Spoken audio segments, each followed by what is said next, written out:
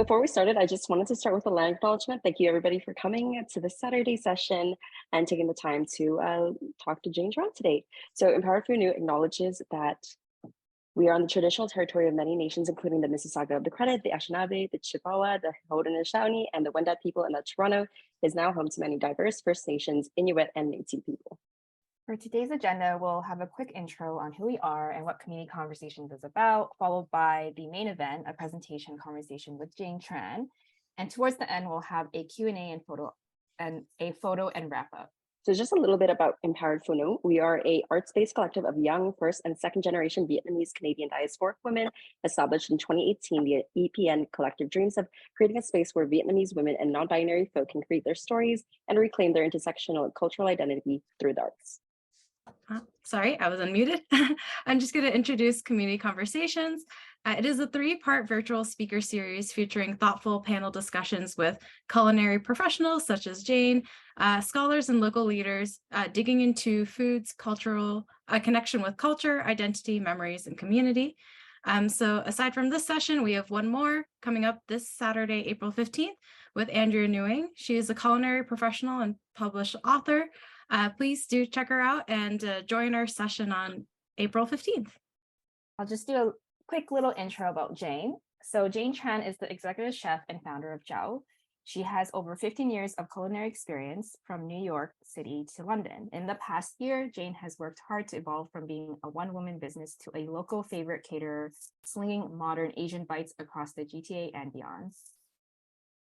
Now presenting Jane Tran. Well, welcome everyone, and thanks for coming to this panel. Thanks to the team for inviting me. It's so great to have a conversation about Vietnamese food and be in such excellent company. For those of you who are on this call, you should be sure to get tickets to next week's session. I will for sure be in attendance because I love Andrea Nguyen. She's an excellent cookbook writer.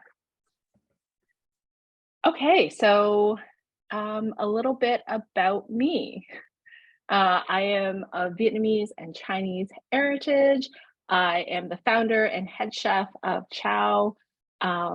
We've been in business for about 6 years, and we just recently made Blog TO's like top 10 caterers in Toronto, which was like huge honor, considering most of the other catering companies are very Western, and also they've been around for about 40 and 50 years.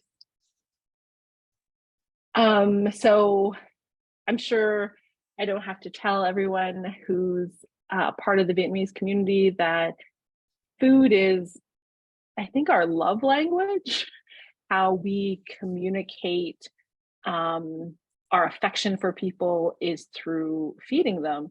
It certainly was true with my family.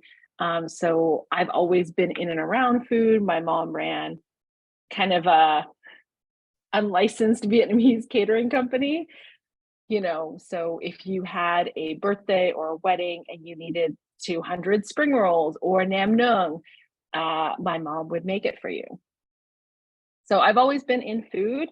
I have worked all around the world, like London, Germany, all over the US, and I trained in traditional Michelin star restaurants. Okay, so I'll tell you a little bit about the business. We basically specialize in bespoke catering. It kind of came about really organically when I married my partner, who is Scottish and English. I really wanted a menu that reflected our heritage. So both my Vietnamese side and my Chinese side, and I couldn't find somebody who could do a menu that felt like me. So in the end, I catered my own wedding, and we served a lot of interesting food, but it felt like us, So we did an afternoon tea, which was like honoring the British side, mixed with dim sum. And then for the main dinner, it was kind of like modern Vietnamese food I I really wanted to share with my friends and family. So kind of organically from that experience, we kind of leaned more into that side. And now I'd say more than 50% of the business is doing this kind of custom menu work for people in the Vietnamese and other communities who want their specific heritage and ethnicity reflected in their food.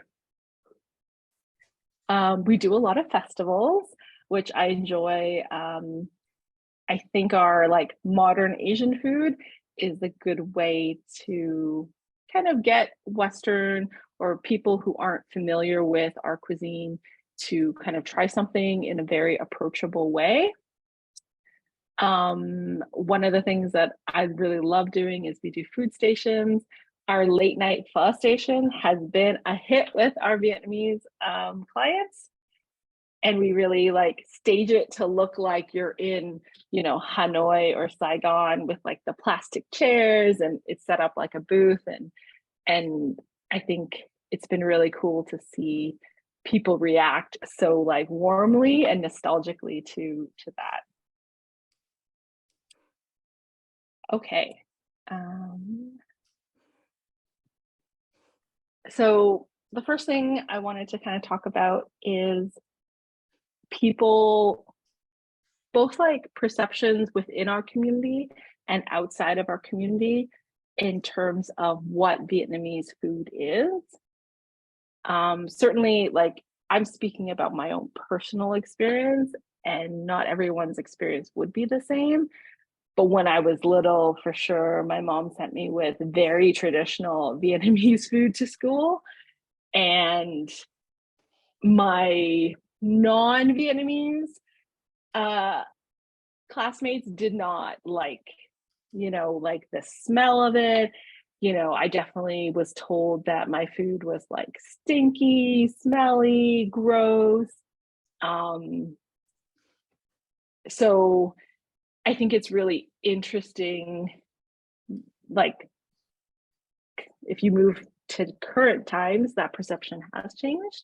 But definitely I felt like when I was younger, the presumption is that like our food is exotic, it's cheap and cheerful, something like people only want to spend $5 on. It was very strange and unfamiliar. I don't know if anybody has had similar experiences. I see a lot of nods. And I think what's interesting is the perceptions, even like 20 years ago, I think within food, like in the kitchen culture, there was definitely that assumption. Being a chef, if you were a chef and you trained in, say, a Vietnamese restaurant, your work experience would not be looked at as favorably as if you had trained in a French restaurant. So those perceptions that we experience in terms of outsiders who are not in the culinary industry is really very mirrored very closely to people who are in that culinary industry. So nowadays, I feel like our food is very trendy all of a sudden. So if we could be kids now, I feel like our lunches would be like the bomb and everybody would want to swap lunches with us. It's exciting and confusing to see people look at our food as cool. There's a lot of like fusion and also like hyper traditional. There's been, at least for sure in Toronto, there's quite a few Vietnamese snack bars that lean that way. So it's kind of interesting to see that revolution take place. Within kitchens, our ingredients, which used to be kind of like very obscure and only used in kind of a traditional Vietnamese restaurant, they're now being used in every kitchen. So I think about 8 years ago, I did a 6-month stage around the world where I worked in multiple Michelin kitchens and restaurants all over. And what was interesting is every single kitchen I worked in had sriracha. It had fish sauce. Some of them definitely had like shrimp paste, dried shrimp. And so it's, I have a lot of mixed feelings when I see those ingredients and those brands that I grew up with in my home. When I see them in a restaurant that has 3 Michelin stars, I feel very proud, but also very confused with like how they're using it, and I guess conflicted in that sense that like something that to me feels so personal, like the 3 crab sauce is like part of my identity. To see it in, like a Mexican restaurant or an Italian restaurant or a French restaurant. Yeah, I think I'm proud that they're using it, but also I'm just like, how did we get here?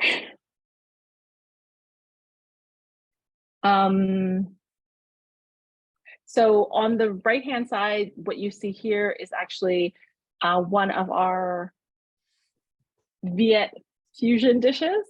So we call it a pho grilled cheese. So it's a traditional, like, we use all the traditional spices on beef. We slice it really thin. We put it in grilled cheese, and that aioli on top is like a pho aioli. We reduce like pho stock and beef fat, and we blitz it into mayonnaise with like coriander, Thai basil, and lime juice. So to me, it feels like me because like grilled cheese is so Western, and I love cheese. And then pho is like my heritage.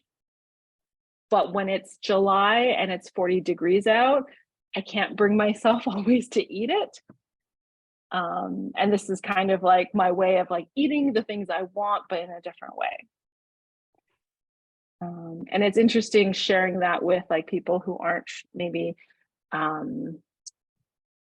familiar with Vietnamese cuisine, and seeing their reaction to it is really cool.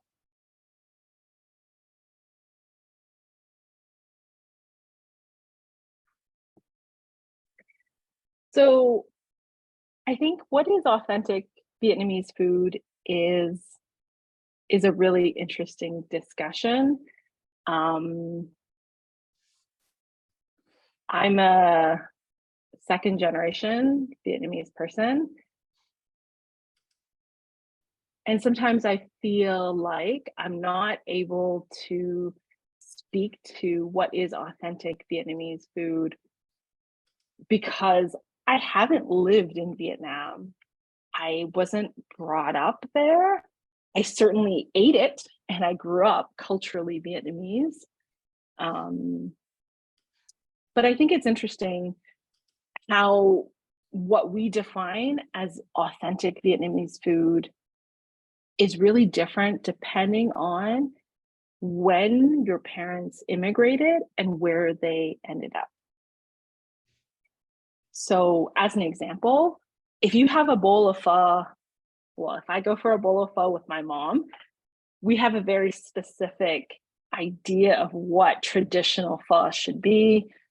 How oily should the broth be? Should there be, what herbs should be on the plate? And when I went to San Francisco to visit like my cousins, and I have what they consider to be a very traditional bowl of pho, there's like jalapenos sliced in it because, jalapeno is like the chili that's more common in California. And so that's on their herb tray instead of the little red chilies. And so I view that pho as like strange and like not traditional. But people who grew up in California who are second generation, that would be how they define pho for them. So it's kind of, and if you contrast that to my relatives who are still in Vietnam, how they define Vietnamese food is very different, because I feel like when you immigrate a country, it's almost like our parents are taking a snapshot of what cuisine and culture is like at a specific point in time. And then they're transplanting that here and holding on to that. Whereas I find my relatives who stayed, their food and their culture has like evolved, whereas mine has like stayed the same. So if you ask somebody who's from Vietnam, who never left, what authentic Vietnamese food is, it's going to sound a lot different than what our perception of it is here. I feel like when we talk about authenticity of food, I think there is also a very important conversation of tradition versus modern, which I think is interesting, because on one hand, if you take a traditional banh mi, that is only traditional from the point of the French occupation. So like our food in and of itself, and any of the food, has evolved. And so it is strange to think that, no, food should be exactly this way and it should never change, when almost all of our traditional dishes that we love are the product of that evolution. So how can we stop it from continuing to evolve? It's conflicting, because like I love traditional Vietnamese food in the way I define it, and I absolutely want our community and everyone to support those restaurants.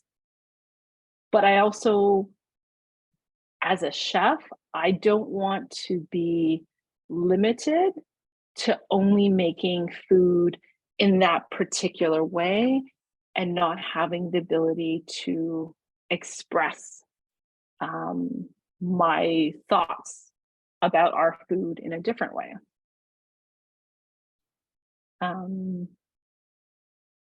I think like when people in our community, they also have very strong views about what is traditional and what is not traditional. And I think it's really interesting where people's opinions are coming from. For sure, there's a part, like food is part of our culture, and I totally understand and respect the desire to preserve it. You know, like I make nam nung exactly the way my mother makes it, and that is, to me, family tradition, culture, and all those things. But I do also do things that are like nam nung-esque, but like not super traditional. So like turning nam nung into like a slider and serving it as a burger is not like super traditional, but it's a culmination to me of like tradition and also where food is going, at least from my perspective.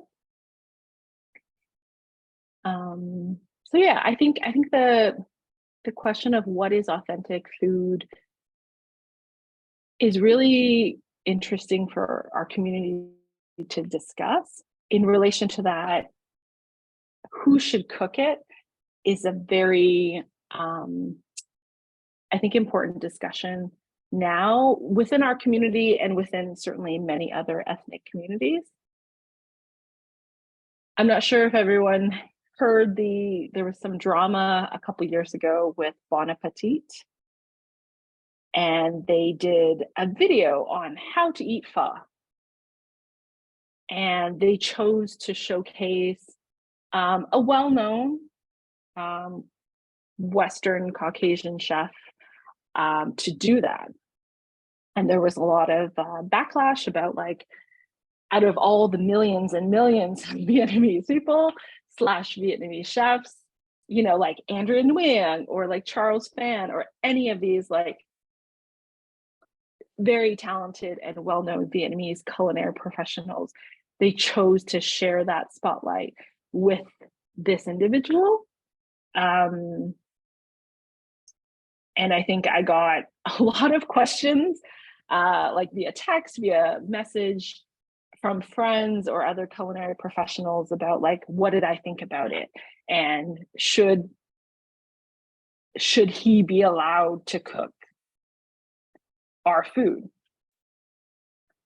And I think it's a really complicated discussion, because let's say hypothetically somebody who is Caucasian lived in Vietnam for a year. Does that entitle them to cook our food? What if that person trained for a year in Vietnamese kitchens? That's certainly more Vietnamese specific chef training than I've received.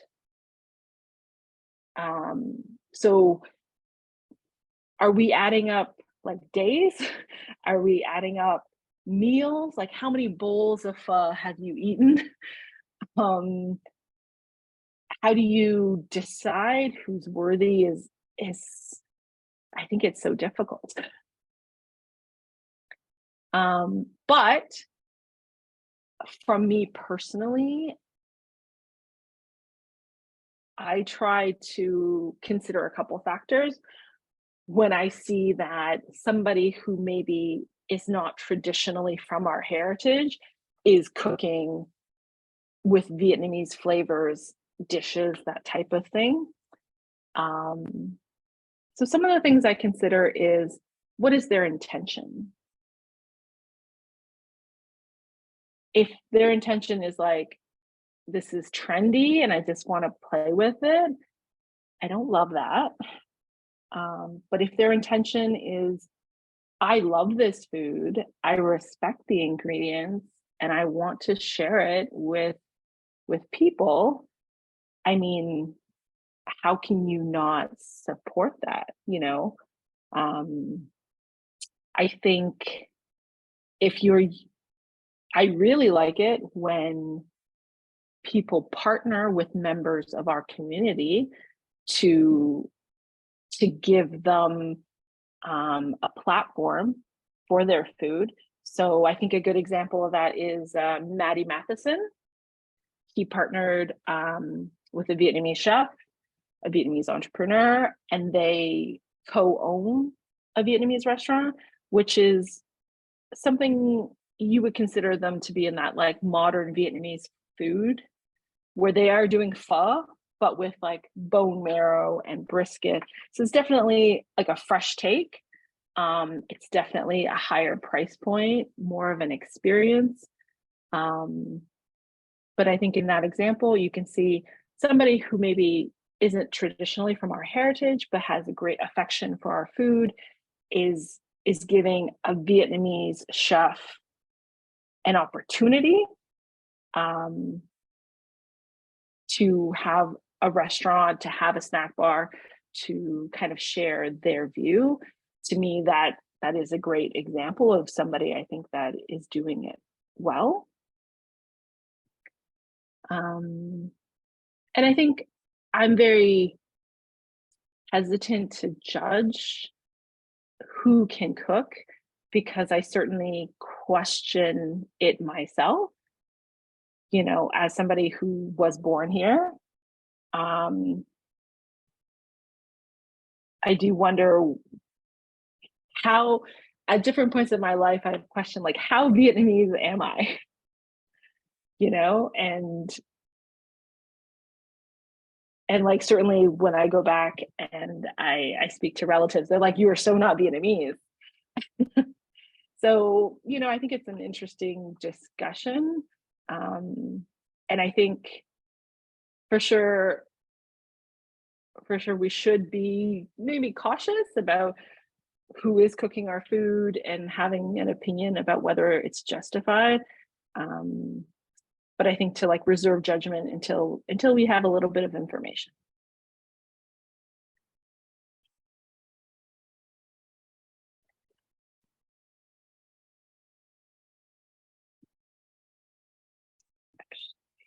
Actually, I'll say one more thing. So we talked about like traditional, authentic Vietnamese food. I do want to talk about the perception of technical difficulty. So I think within myself, I went through like an evolution of how Vietnamese I wanted to be. So my upbringing is super like Vietnamese, like in terms of like culture and everything. But I definitely went through a period where I wanted to rebel. And I just wanted to kind of assimilate into Western culture. And that definitely translated into food and my career. So for many years, I was working in exclusively what they consider to be fine dining. So that was basically just European restaurants. And part of that was because of that culinary perception that if you're cooking, you know, Vietnamese food, ethnic food, you were not a skilled chef. You know, only low skill workers work those jobs, and those are cooks, they're not chefs. So I did make a concerted effort to like stack my restaurant work experience so that it was like undeniable. So, you know, I tried to work at like as many Michelin starred places, as many famous restaurants as I could, even when I sought to get more traditional work experience.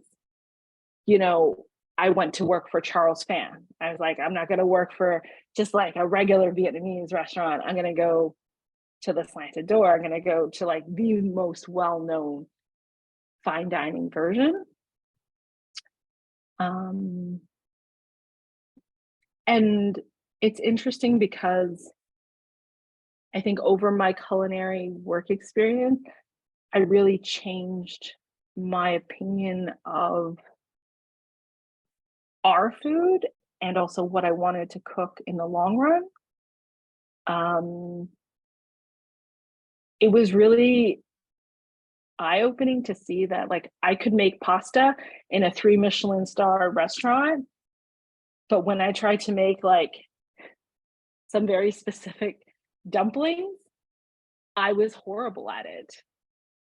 And for people within my industry to think that making a ravioli is harder than making a soup dumpling or a traditional like shrimp and chive dumpling, I think that was crazy because, you know, like the actual real world experience I was having, I'm like, I'm a trained chef, worked in all these places, I can make ravioli, all this handmade pasta, and then I'm going into a restaurant which is very Vietnamese and Chinese, and they're like throwing out half of the dumplings I'm making.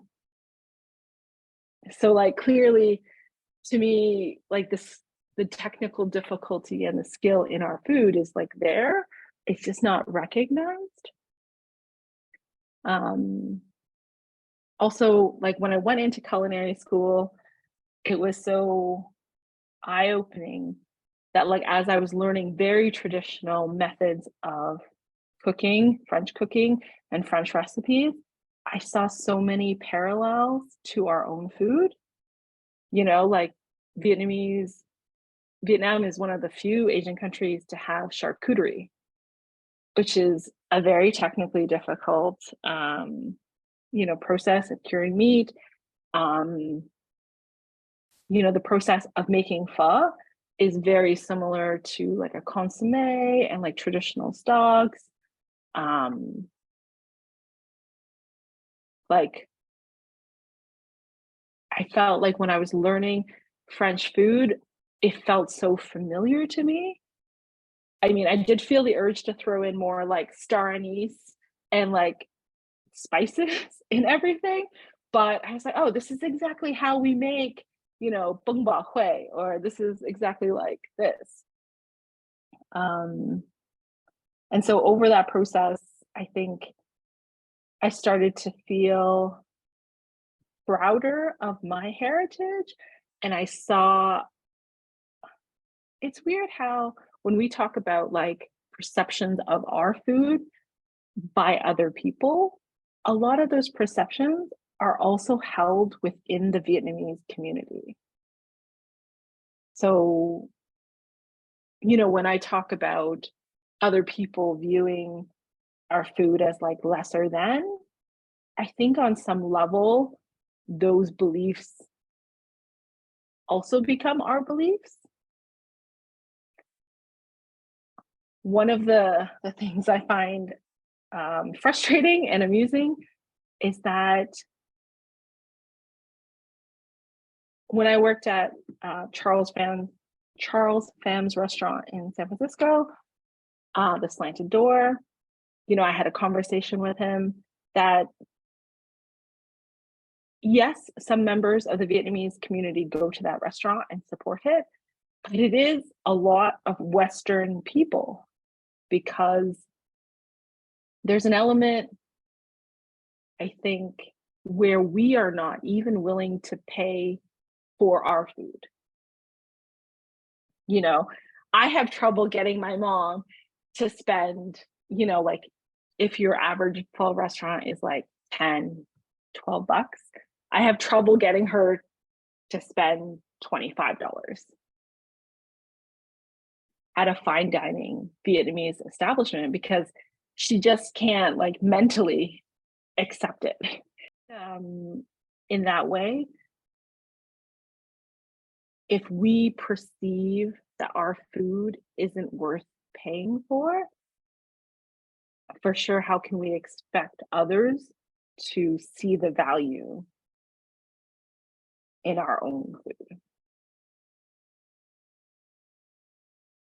If anyone has questions or comments, you can jump in at any time. Yes. Once you feel like you're ready to go, we can start the Q&A. But yeah, feel free to wrap up your presentation before we get into questions. Perfect. Okay, so I think the last slide I have is just on wedding food. And I think what's interesting here is we do a lot of weddings for the Vietnamese community. And I hear the same story a lot, which is one, some of the parents are just like, let's just do a Chinese banquet style dinner, which is, I find strange because why, as the Vietnamese community, are we deferring to a Chinese banquet style menu for our wedding? And I find when I have those conversations, it is the perception of, is this food fancy? Is this food like worthy of such an occasion? There are traditional Vietnamese dishes which are served at a wedding. In my experience with couples, this tends to be reserved just for the tea ceremony because either they don't think it is fancy enough to serve at a wedding, or because their guests, they don't think the guest will react favorably to those dishes. So I think it's really interesting. The pushback we get tends to be from like the parents in terms of like what can be served, how should it be served. And so we really try to convince them that we can showcase kind of Vietnamese flavors in an untraditional way so that you can still have a wedding celebration that reflects who you are and what you like to eat. But yeah, it is funny that most of the pushback we get is from the parents, or for our couples who are maybe of mixed heritage. I do often get questions about or comments about how exotic our food is. And it's interesting that, like, despite my culinary work experience, a lot of clients will look at me and question whether I can cook non-Vietnamese food. So, you know, like if we do a grazing board, which is, you know, cheese and meat, I have been asked, can I do that? It is literally the most technically easy thing for me to do, but they look at me as a person of color and they're not sure that I can cook, I guess, Western food, which is an interesting story. Okay, well, I think that's it for the main talking points. So if you want to take it over and lead our Q&A. Yes, for sure. Thank you so much, Jane, for sharing your story about your business and also like your conflicted, confusing feelings about, you know, Vietnamese food and the culinary industry. It's so insightful to hear from your perspective. So yeah, we're going to open up the floor to anyone who has any questions. Feel free to either unmute yourself or type in the chat what questions you might have for Jane about anything that she spoke about or anything that you're curious about. So feel free to type in the chat. In the meantime, we do have some prepared questions for you that we'd love to ask. So our first question is, what projects or events are you currently working on that you'd like to share with everyone? Well, we will be appearing as part of Smorgasburg starting end of June. I think it's a really cool food series. It's a curated food festival. So you kind of have to audition to be there. They're specifically looking for, you know, BIPOC or very unique vendors.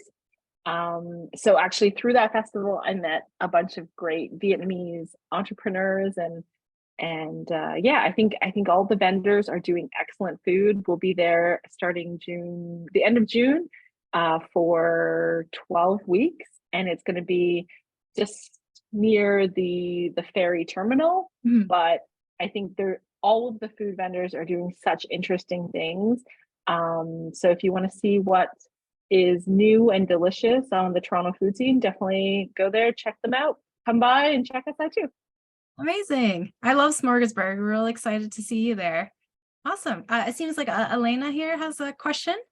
Yes. Hello. Thanks so much, Jane. I just wanted to say, I appreciated all that you were saying. I think so much of it like resonated with me. I think also being sort of second gen and like navigating my own relationship with food in a lot of ways.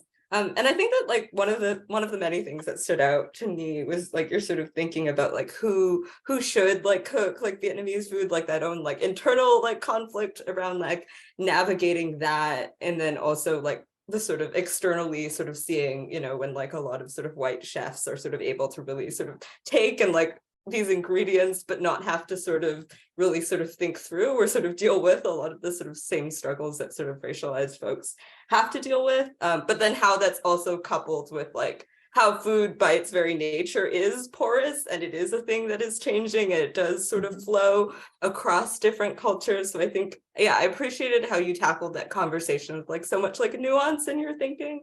And I guess I was just curious because I know you mentioned I think curating different like menus for people like based on their sort of own cultures and how that, and I think in some cases like, you know, it's not just about like Vietnamese cuisine, but also dealing with other cuisines. And I was just curious like about like I think how you sort of approach some of that and sort of thinking with other cuisines in your own work, because I think that it's important to not to like, you know, for you to be like limited and like pigeonholed as just like a only Vietnamese chef, but like I'm sort of curious about how you sort of maybe thoughtfully sort of engage with sort of other foods that may, yeah, like kind of like, and like the type of like research and sort of thinking that goes into some of that.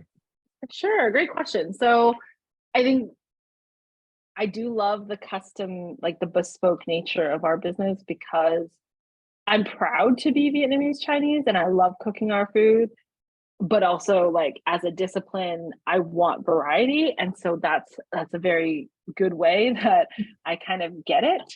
And so what we do with our couples, like as an example, we did this menu for a Sri Lankan and Vietnamese couple. And so it was, how we usually start is we just talk to them, you know, and you have a conversation about what is traditional for you, and is there anything, like I feel like our heritage is for sure a part of us, but not everybody wants to be defined by it in the same way always. So I always start from a point of like, is there anything from your heritage or your upbringing that you want to be included? And, you know, have conversations of like their favorite foods and whatnot. It may not always be like traditional wedding food, but maybe traditional to their custom.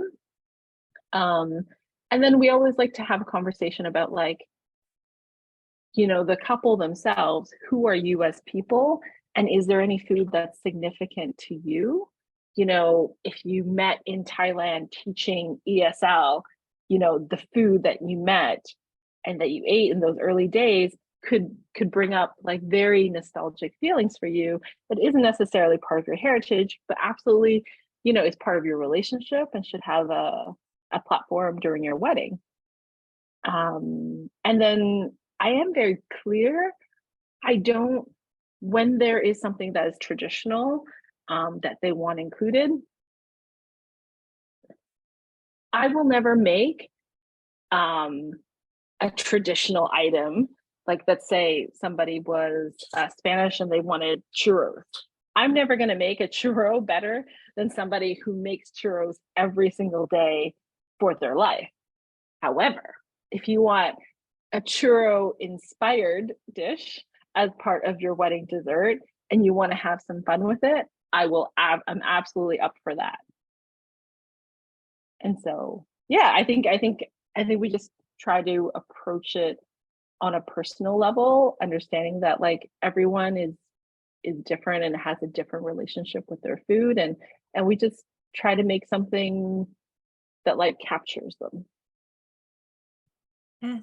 Thank you so much for answering that. And thank you, Elena, for the question.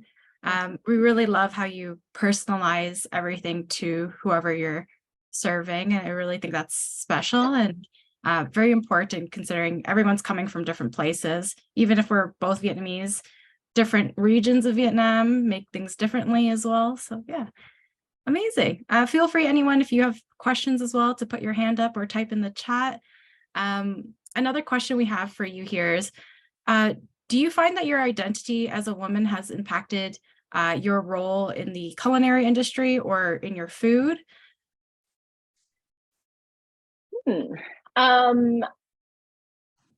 Absolutely. There aren't a ton of women in kitchens. So for sure, in most of the kitchens I trained in, I was the only one outside of pastry, outside of front of house. So I think I for sure was like the odd one out. And you know, the usual misconceptions and stereotypes about like, if I was strong enough, if I could stand on my feet, if I was cut out for kitchen work, definitely was there.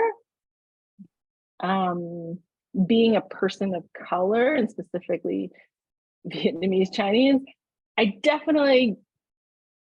they assumed that I could like make all noodles, all dumplings, you know, without a recipe. I think they just assumed that I knew how to do everything.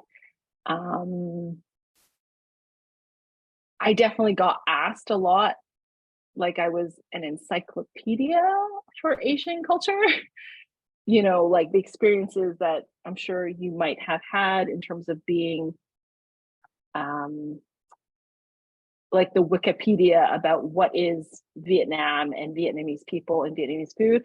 I definitely got that from a culinary point of view. Like, how is fish sauce made? Where does it come from? Why do you use this brand? You know, why is this dish significant to you? Like the expectation definitely was that I knew the entire history and etymology of every dish and how to make it. Yes, thank you so much for sharing that. I imagine it was difficult for you, and it's so amazing what you've created today, despite going through all those obstacles and struggles related to your identity. Okay, amazing. Anyone else have a question?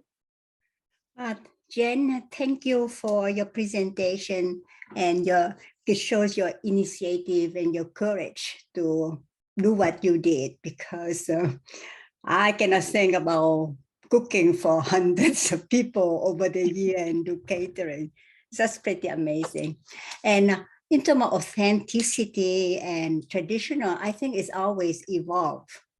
And because when the people, like even Vietnamese food back home, it's evolved, because after the exodus in 1975, the North don't know how to cook food anymore, because for many years they live under the bombs and they don't have enough, and all the best cook went to South or some other country. So it takes them for times, and when they do that, they probably invent new things. And then even Vietnamese people who come to California, I came to this country for a long time, and I came there and I eat a bowl of bún bò of phở, and I thought, my mom never put all these things in here. You know, you got, and like we are in the country that more is more. So, and when you cook something, you sell it and you want to make it sell well. So people add things that you never find in an authentic bowl of bún bò of phở, like meatball. And then I also came and eat some phở with my Laotian friend, and they have a very different concept of phở too. It's totally different. And but people eat and enjoy all the same. So so what you cook there have to be the answer of your community, right? So you're in Toronto, what is popular with Toronto people, it should be the order of the day. And then, but the thing is, I think that show your initiative is sometimes you invent something that's different because you're inspired by some dish you eat. And being Asian, I think is one additional thing that I think is making headways into American or Western culinary scenes slower, because after all, we are since 75 is almost 50 years. And you when you think about it, you only make like a few apparitions or like pho or something, but not all the dishes of the different region, right? But I remember years ago that I read an article in Bon Appetit about this restaurateur in France, and I think he was pretty smart. I don't know if he's still there, but I think he's one of the people who got the first Michelin star. And he decided in order for him to build better menus and also get paid for what he's doing. After all, if you want to make only pho, you have to cook the broth correctly. And in Vietnam, it has to be better because that's the only dish you make in the pho restaurant. Here, with the menu with like 50 different things. So it's pretty hard. But anyway, this person, he said he would not decorate his restaurant in red and yellow. Because when you think about most Chinese and Vietnamese, red and yellow, and it's dragon and phoenix. So he wouldn't pigeonhole him there. So he decorated himself in gold and blue or some other color, but not red. So he get away from this typecasting. And So to get people, you pay for what you eat. So maybe, I hope with time, people can catch on some of these things that people are doing in order to be paid for what you work for.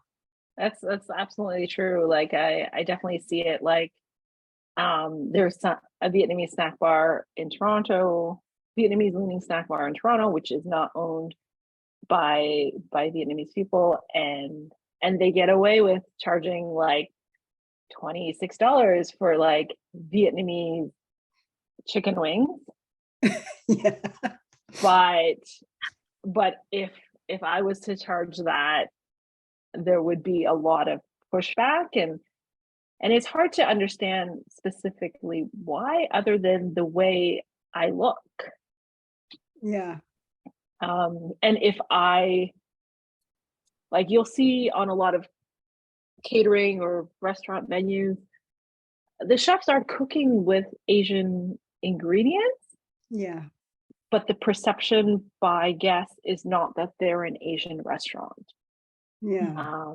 But if I make, barbecue pork ribs, and I do use a little fish sauce, but the perception is that it is an Asian recipe.